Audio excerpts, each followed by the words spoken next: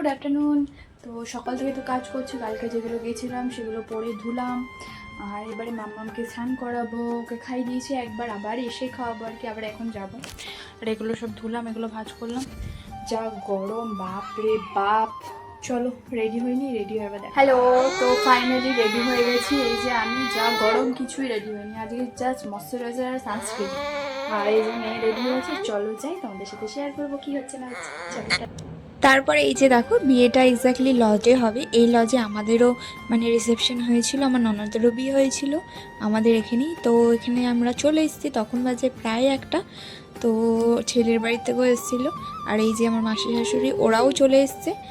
আর এই যে দেখো আমাদের ব্রাইড, সুন্দর লাগছে না? তো এখানে আমরা কিছু ফটো তুলছিলাম। এই যে ওরা সবাই রয়েছে, আমার ননদরা। তো ওরা তুলে নেবে, তারপরে আবার আমি তুলে নেব। মানে আমরা সবাই একসাথেই তুলছিলাম, অনেক ফটো তুললাম। তারপরে আজকে না বিশাল গরম, মানে অত আমি কিছুই এখন সেজে আসিনি, জাস্ট শাড়ি পরে আর তোমার জাস্ট। তো এই যে দেখো ব্রাইডের ফটোশুট চলে এসেছি। আর এরপর না আমরা খেয়ে বাড়ি চলে যাবো, কারণ মাম্মামকেও কাঁদছিল গরমের জন্য। তো আর এরপর আবার রাতে আসবো।